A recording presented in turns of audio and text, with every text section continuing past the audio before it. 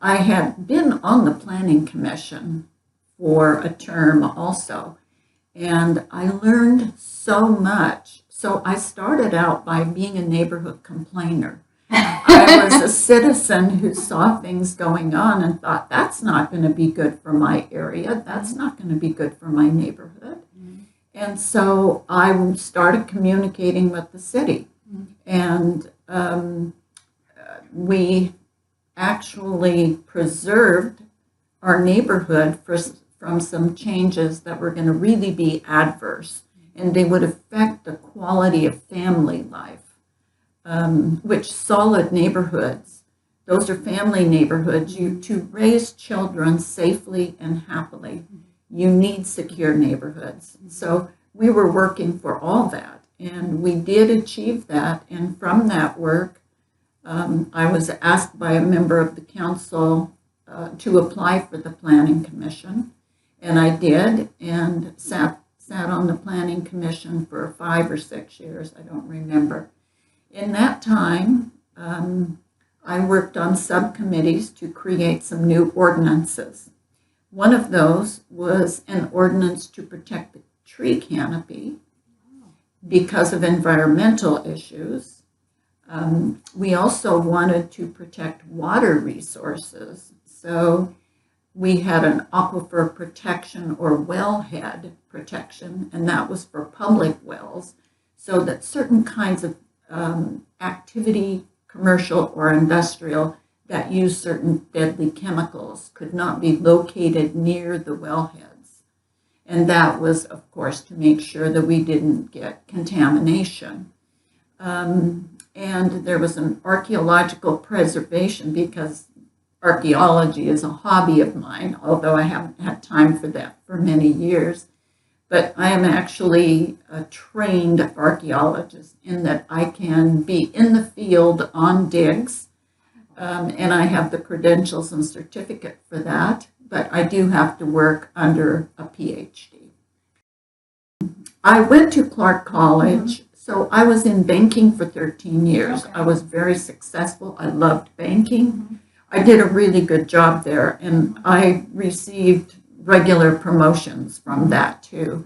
And they took 30 women out of the whole organization of a couple thousand people and sent us to accelerated management training, which was a customized program at Portland State University. And it was specifically for banking. And I was really proud to be selected for that. And so I could see that I had an aptitude for that.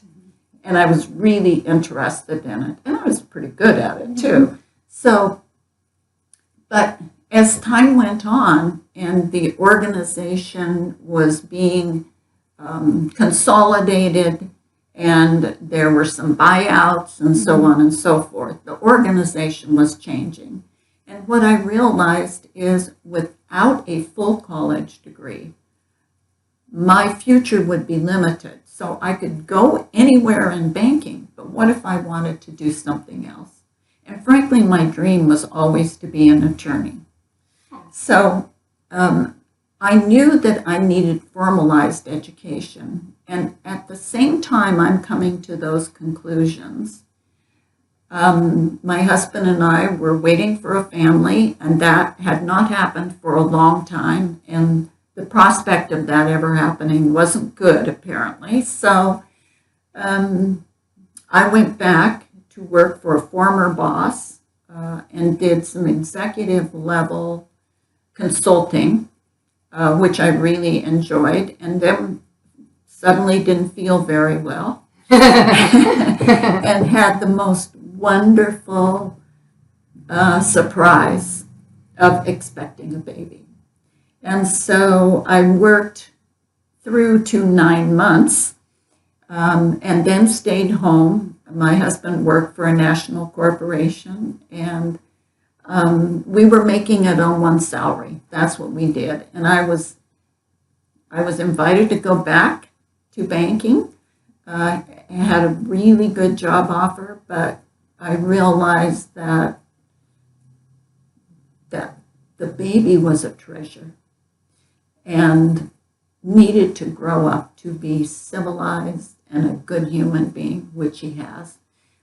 But that doesn't happen in a vacuum. And it doesn't necessarily happen, especially in the daycare of 40 years ago. Mm-hmm. So I stayed home, and that's when a neighbor of mine got me involved in neighborhood associations. She called me up and she said, I want you to be the executive director of the Neighbor to Neighbor program in, it wasn't Carter Park neighborhood at the time, it was the 29th Street Association.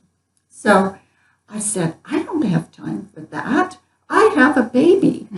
And she, who had 4 children, and said to me, well, he takes a nap, doesn't he?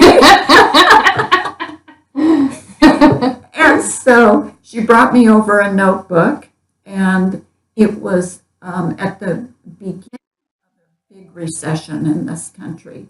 And we knew that there were a lot of people that needed help even in our own neighborhood. The food banks were getting drawn down. People needed all kinds of help. So we did a neighbor to neighbor program. And I hear about them now. I mean, this was totally grassroots. So I was the executive director. I thought that was such a fanciful name for somebody that would go help elderly people clean their home because they didn't qualify for some kind of federal aid that would have helped them get home, somebody to come into their mothers in the neighborhood. I remember there was a mother, she had like 4 children in the elementary school, and she'd broken her leg.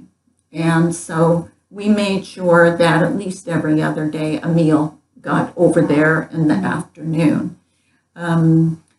Elderly people, especially once they became single due to the loss of their mate, would have a hard time either being motivated to do yard work, or things would accumulate and it would be too overwhelming.